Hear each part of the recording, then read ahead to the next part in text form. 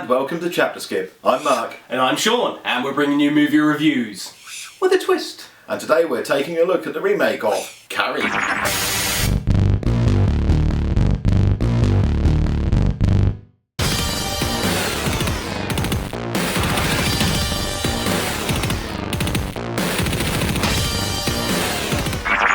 Oh, guys, can we pause the recording for a bit? I think I had a dodgy crumpet for me breakfast. I can't go! Oh, Jesus Christ! Oh, it's coming out! Joe, I've got an awesome idea for a prank to play on Mark. You in? Okay, I'm listening. Take this bucket and use the hammer inside and go find a pig and brutalise it and harvest its blood, right? When you get the blood, put it in the bucket, then rig it to the ceiling so when Mark sits down, he literally gets covered in a bucket of blood. Okay, let me get this right, Shaun. You literally want me to get a bucket of blood? That's what I said, didn't I? Okay, you're cool, mate. Won't be needing this.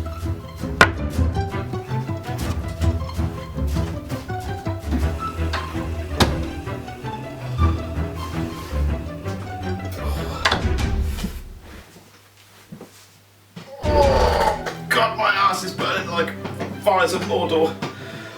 When I got the poo sweats. Oh, I think I'm going to need the toilet again before this day's out. Where the hell's Joe? Why is there a hammer on the table? Joe went, Oh, he's building a new studio? Yeah, that's right, yeah. Oh, great. Oh, shouldn't you take this hammer with him? He did the fix, but... Oh, he's doing the wallpapering. Uh-huh. Beautiful. Hope he picks the naked lady wallpaper I chose. So, for the third time, Carrie's been taken from the pages of the Stephen King book and thrust onto the TV and movie screens. The first being the 1976 Brian De Palma version, the second being the pretty much unknown made-for-television version, and then this, the 2013 version, being the last one. For now, I guess. Kimberly Peirce, director and writer of Boys Don't Cry and Stop Loss, is the person directing Carrie. With Lawrence D. Cohen and Roberto Aguirre-Sacasa penning the script. The deeply religious, awkward teen and the title character Carrie is being played by Chloe Grace Moretz, who most of you might recognise from playing Hit Girl in the awesome Kick-Ass and Kick-Ass 2. Carrie's mother, who is even more of a religious nutball, is Margaret, and she's played by Julianne Moore. Julianne has starred in a whole bunch of flicks, but probably most notably that of Boogie Nights and The Lost World, Jurassic Park, Children of Men and Magnolia. Now, Carrie has had a very secluded upbringing under the guidance of her domineering mother, and after a refreshing game of water volleyball, Carrie and the girls have to hit the shower. This is where Carrie goes from an awkward teen to a socially retarded young lady. During her shower, she experiences something that all young ladies eventually go through, only Carrie wasn't taught about this kind of thing, so she believes that she's bleeding to death. Naturally, the other girls in her class take the piss out of her and throw tampons whilst telling her to plug it up. And I agree with them. Nobody wants to see that, do they? During the periodic event, Carrie starts to develop telekinetic powers and then starts to experiment with her newfound abilities. But as she doesn't have a kindly old soon-to-be-dead uncle to teach her that with great power comes great responsibility, things aren't going to end well. Anyways, in this day and age of the internet and smartphones, Chris, who's played by Portia Doubleday, the big bad bully bitch, films the plug it up ordeal and uploads it on YouTube. The parents and teachers don't really take kindly to this kind of bullying, so they ban her from the up-and-coming prom. This causes Chris to vow revenge on Carrie, which she will exact on the night of the prom. But first she'll need a bucket of blood. I hope Joe hurries up and finishes building a new shed. It's crap here. Yeah, it's gonna be nice to get back into the studio. Oh God! I can't go again, Shaun! Oh God, I'm giving mouth again! Oh, God, Hello? Joe, the ball is in the field. I repeat, the ball is in the field. What ball? Mark's in the toilet again. The coast is clear. Commence Operation A Bucket of Blood on Mark's head. You really need a catchier name for that, Shaun. Well, just get back here. Okay then, see you in a minute.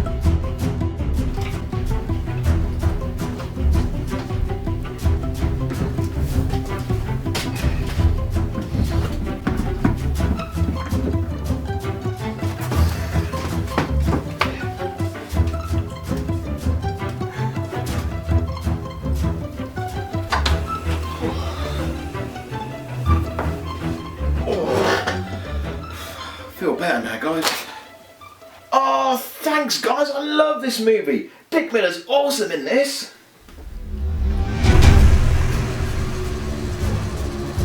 Oh, I didn't get you guys anything.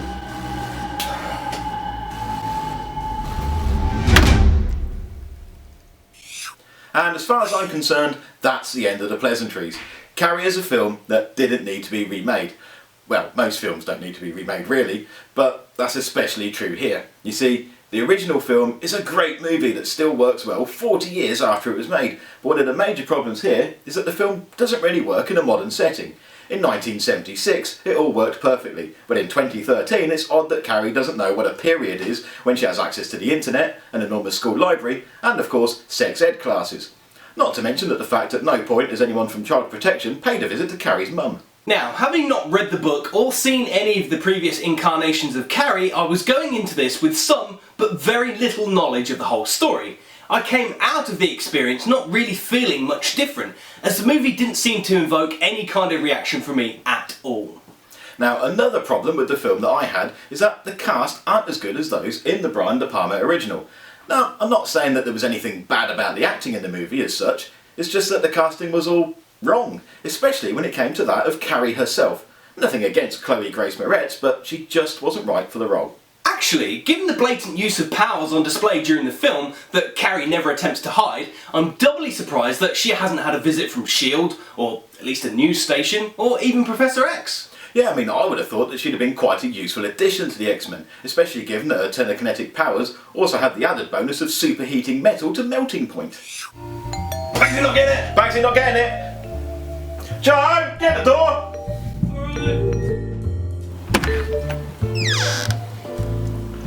How can I help you, sir? Hello, Joe. My name is Professor Charles Xavier. I'm looking for a young girl with telekinetic powers. There ain't no girls here, just a load of dudes. It's a proper sausage fest. Joe! Who's at the door? Oh no, some old bald guy looking for a young girl. Sounds like a paedophile, mate! Shut the door in his face!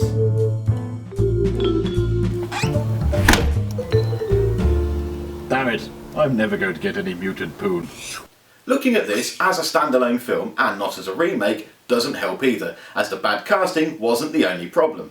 The so-called bullies never really felt particularly threatening towards Carrie. Outside of the initial tampon throwing and then the finale, there wasn't really anything in between those segments to make them seem especially vindictive. In fact, the spoiled bitches that Chloe Grace Moretz encountered in Kick-Ass 2 when Mindy attended school felt a lot worse than the ones depicted here. I can't say that this was a terrible movie, it just wasn't a decent one either. It very much wallowed in the middle and never caused me to smile, laugh, cry, feel sorry for, or even hate the characters. I'm pretty sure it's going to be a flick that cuts the audience down the middle. Some people will like the reimagining, others will think it's merely a waste of time, and that the production company should have spent $30 million on polishing up and repackaging the 1976 version. As much as I didn't want to see yet another bloody remake, I still somehow ended up going to watch this movie. But personal feelings about remakes aside, this just isn't a good film. That doesn't mean that it's a bad movie exactly, but nothing really interesting actually bloody happens. It just plods along and does its thing without ever being exciting or thrilling or intriguing or anything that a movie should be. All it was boring. In fact, the only fun I had with the entire film was in trying to look up all the names on the ballot paper for the prom king and queen and finding out which crew members had snuck their names on there. So well done to you, Bryan Cranston, Jordan Samuel and Emma Tamblyn for providing me with some much needed entertainment to this otherwise lackluster movie. Thanks for watching this movie review for Carrie. So the impression to this remake is less than flattering. If you have any thoughts on the film, you can post them in the comments section below, or you can tweet them to us. Remember to use #ChapterSkip. If you enjoyed this review, then please show support by subscribing to the channel. And you can like this video and share it with your friends if you're feeling extra kind. Thanks.